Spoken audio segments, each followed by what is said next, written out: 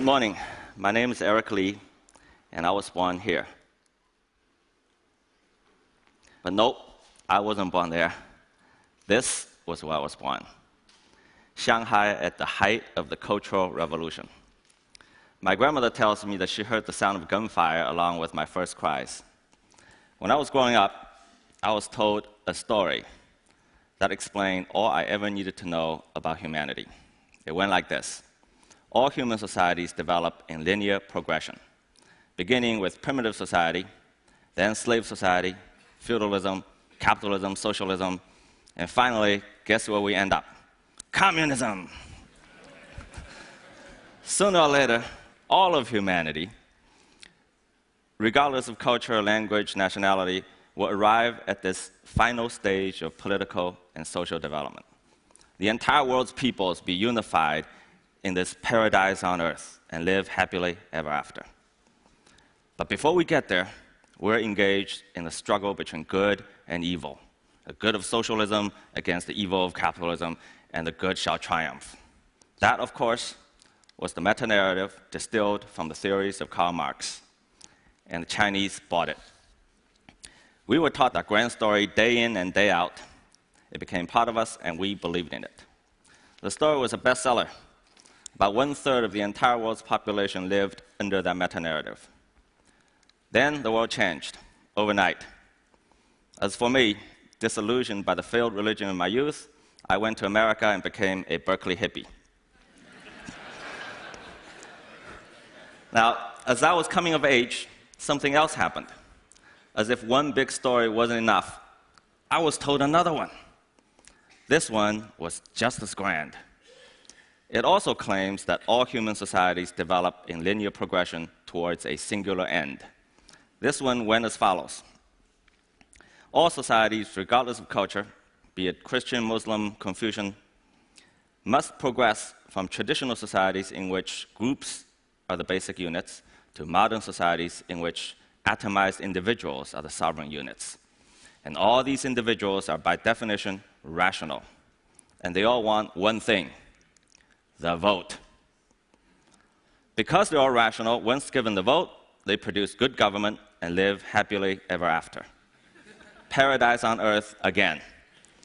Sooner or later, electoral democracy will be the only political system for all countries and all peoples, with a free market to make them all rich. But before we get there, we're engaged in a struggle between good and evil. The good belongs to those who are democracies and are charged with the mission of spreading it around the globe, sometimes by force, against the evil of those who do not hold elections.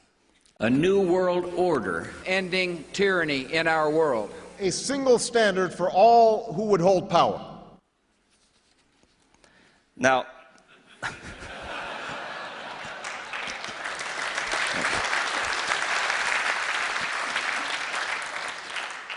this story also became a bestseller. According to the Freedom House, the number of democracies went from 45 in 1970 to 115 in 2010. In the last 20 years, Western elites tirelessly trotted around the globe selling this prospectus. Multiple parties fight for political power and everyone voting on them as the only path to salvation to the long-suffering developing world. Those who buy the prospectus are destined for success. Those who do not are doomed to fail. But this time, the Chinese didn't buy it. Fool me once. Now, the rest is history. In just 30 years, China went from one of the poorest agricultural countries in the world to its second largest economy. 650 million people were lifted out of poverty. 80% of the entire world's poverty alleviation during that period happened in China. In other words, all the new and old democracies put together amounted to a mere fraction of what a single one-party state did without voting. See, I grew up on this stuff, food stamps. Meat was rationed to a few hundred grams per person per month at one point. Needless to say, I ate all my grandmother's portions. So I asked myself, what's wrong with this picture? Here I am in my hometown, my business growing leaps and bounds, entrepreneurs are starting companies every day, Middle class is expanding in speed and scale unprecedented in human history. Yet, according to the grand story, none of this should be happening. So I went and did the only thing I could. I studied it. Yes, China is a one-party state run by the Chinese Communist Party, the party, and they don't hold elections. 3 assumptions are made by the dominant political theories of our time. Such a system is operationally rigid, politically closed, and morally illegitimate. Well, the assumptions are wrong. The opposites are true. Adaptability, meritocracy, and legitimacy are the 3 defining characteristics of China's one-party system. And most political scientists will tell us that a one-party system is inherently incapable of self-correction. It won't last long because it cannot adapt. Here are the facts. In 64 years of running the largest countries in the world, the range of the party's policies has been wider than any other country in recent memory.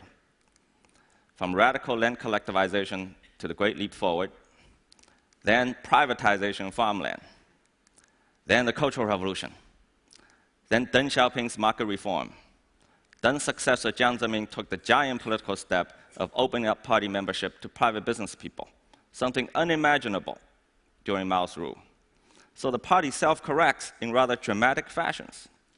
Institutionally, new rules get enacted to correct previous dysfunctions. For example, term limits. Political leaders used to retain their positions for life, and they used that to accumulate power and perpetuate their rules. Mao was the father of modern China, yet his prolonged rule led to disastrous mistakes. So the party instituted term limits with mandatory retirement age of 68 to 70. One thing we often hear is political reforms have lagged far behind economic reforms, and China is in dire need of political reform. But this claim is a rhetorical trap hidden behind a political bias. See, some have decided a priori what kinds of changes they want to see, and only such changes can be called political reform. The truth is, political reforms have never stopped. Compared with 30 years ago, 20 years ago, even 10 years ago, every aspect of Chinese society, how the country is governed from the most local level to the highest center, are unrecognizable today. Now, such changes are simply not possible without political reforms of the most fundamental kind. Now, I would venture to suggest the party is the world's leading expert in political reform. The second assumption is that in a one-party state, power gets concentrated in the hands of the few, and bad governance and corruption follow. Indeed, corruption is a big problem, but let's first look at the larger context. Now, this may be counterintuitive to you. The party happens to be one of the most meritocratic political institutions in the world today. China's highest ruling body, the Politburo, has 25 members. In the most recent one, only 5 of them came from background of privilege, so-called princelings. The other 20, including the president and the premier, came from entirely ordinary backgrounds. In the larger central committee of 300 or more, the percentage of those who were born into power and wealth was even smaller. The vast majority of senior Chinese leaders worked and competed their way to the top. Compare that with the ruling elites in both developed and developing countries, I think you'll find the party being near the top in upward mobility. The question then is, how could that be possible in a system run by one party? Now we come to a powerful political institution, little known to Westerners, the party's organization department. The department functions like a giant human resource engine that will be the envy of even some of the most successful corporations. It operates a rotating pyramid made up of 3 components: civil service, state-owned enterprises, and social organizations like a university or a community program. They form separate yet integrated career paths for Chinese officials. They recruit college grads into entry-level positions in all 3 tracks, and they start from the bottom, called Keyuan. Then they could get promoted through 4 increasingly elite ranks: Fuke, Ke, Fuchu, and Chu. Now, these are not moves from karate kids. Okay, it's serious business. The range of positions is wide, from running healthcare in a village to foreign investment in a city district to manager in a company. Once a year, the department reviews their performance. They interview their superiors, their peers, their subordinates. They vet their personal conducts. They conduct public opinion surveys, then they promote the winners. Throughout their careers, these cadres can move through and out of all three tracks. Over time, the good ones move beyond the 4 base levels to the Fuju and Ju levels. There, they enter high officialdom. By that point, a typical assignment will be to manage a district with population in the millions or a company with hundreds of millions of dollars in revenue. Just to show you how competitive the system is, in 2012, there were 900,000 Fu Ke and Ke levels, 600,000 Fu Chu and Chu levels, and only 40,000 Fu Ju and Ju levels. After the Ju levels, the best few move further up several more ranks and eventually make it to the Central Committee. The process takes 2 to 3 decades. Does patronage play a role? Yes, of course. But merit remains the fundamental driver. In essence, the organization department runs a modernized version of China's centuries-old mentoring system. China's new president, Xi Jinping, is son of a former leader, which is very unusual, first of his kind to make the top job. Even for him, the career took 30 years. He started as a village manager, and by the time he entered the Politburo, he had managed areas with total population of 150 million people and combined GDPs of 1.5 trillion US dollars. Now, please don't get me wrong, okay? This is not a put down of anyone, it's just a statement of fact. George W. Bush, remember him? This is not a put down. Before becoming governor of Texas, or Barack Obama, before running for president, could not make even a small county manager in China's system. Winston Churchill once said that democracy is a terrible system except for all the rest. Well, apparently he hadn't heard of the organization department. Westerners always assume that multi-party election with universal suffrage is the only source of political legitimacy. I was asked once, the party wasn't voted in by election. Where is the source of legitimacy? I said, how about competency? We all know the facts. In 1949, when the party took power, China was mired in civil wars, dismembered by foreign aggression. Average life expectancy at that time, 41 years old. Today, it's the second largest economy in the world, an industrial powerhouse, and its people live in increasing prosperity. Pew Research polls Chinese public attitudes, and here are the numbers in recent years. Satisfaction with the direction of the country, 85%. Those who think they're better off than 5 years ago, 70%. Those who expect the future to be better, a whopping 82%. Financial Times polls global youth attitudes, and these numbers, brand new, just came from last week. 93% of China's Generation Y are optimistic about their country's future. Now, if this is not legitimacy, I'm not sure what is. In contrast, most electoral democracies around the world are suffering from dismal performance. I don't need to elaborate for this audience how dysfunctional it is from Washington to European capitals. With a few exceptions, the vast number of developing countries that have adopted electoral regimes are still suffering from poverty and civil strife. Governments get elected, and then they fall below 50% approval in a few months and stay there and get worse until the next election. Democracy is becoming a perpetual cycle of elect and regret. At this rate, I'm afraid it is democracy, not China's one-party system, that is in danger of losing legitimacy. Now, I don't want to create the misimpression that China is hunky-dory on way to some kind of superpowerdom. The country faces enormous challenges.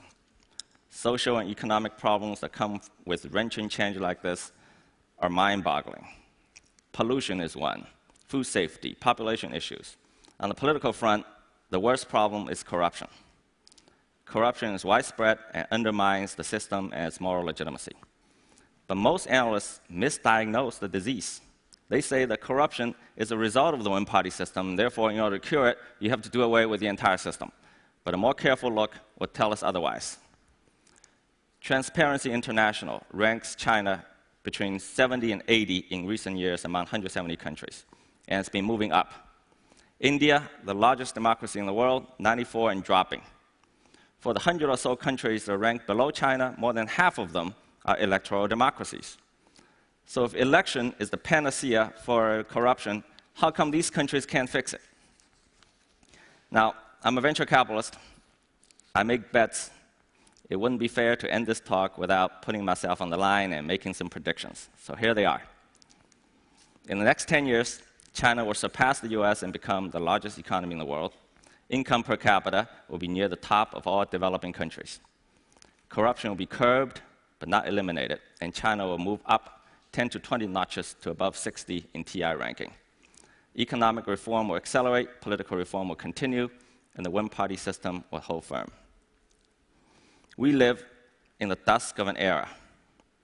Meta-narratives that make universal claims failed us in the 20th century and are failing us in the 21st.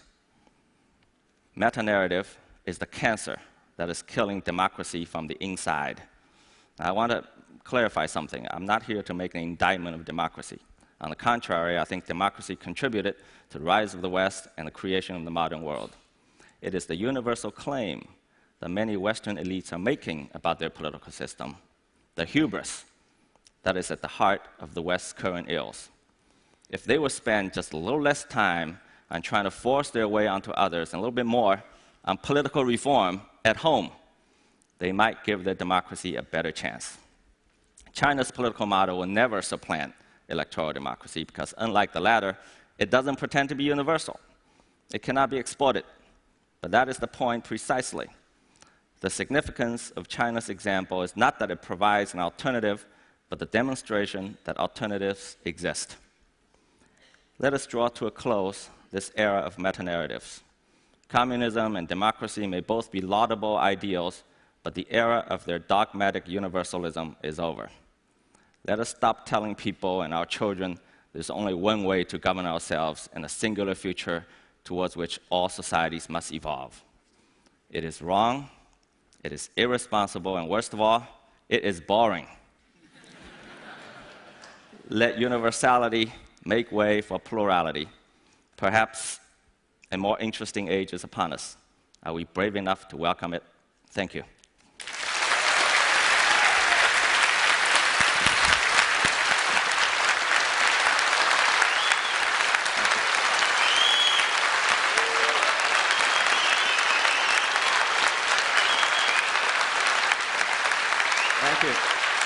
Thank you. Thanks. Eric, stay with me for a couple of minutes because I want to ask you a couple of questions. Okay. I think many here and in general in Western countries would agree with your statement about analysis of democratic systems becoming dysfunctional, but at the same time, many would kind of find unsettling the thought that there is an unelected authority that without any form of oversight or consultation decides what the national interest is. What is the mechanism in the Chinese model that allows people to say, actually, the national interest as you defined it is wrong? You know, Frank Fukuyama, the political scientist, called the Chinese system responsive authoritarianism. It's not exactly right, but I think it comes close. So I know this, the largest public opinion survey company in China, okay? Do you know who their biggest client is? The Chinese government. Not just from the central government, the city government, provincial government, to the most local neighborhood districts. They conduct surveys all the time. Are you happy with the garbage collection? Are you happy with the general direction of the country? So there is, in China, there's a different kind of mechanism to be responsive to the demands and the thinking of the people. My point is, I think we should get unstuck from the thinking that there's only one political system, election, that could make it responsive. I'm not sure, actually, elections produce responsive government anymore in the world. One of the features, many seem to agree, one of the features of a democratic system is a space for civil society to express itself. And you have shown figures about the support that the government and the authorities have in China, but then you've just mentioned other elements like big challenges, and there are of course a lot of other data that go in a different direction. Tens of thousands of unrest and protests and environmental protests, etc. So you seem to suggest that the Chinese model doesn't have a space outside of the party for civil society to express itself. There's a vibrant civil society in China, whether it's the environment or what have you, but it's different. You wouldn't recognize it.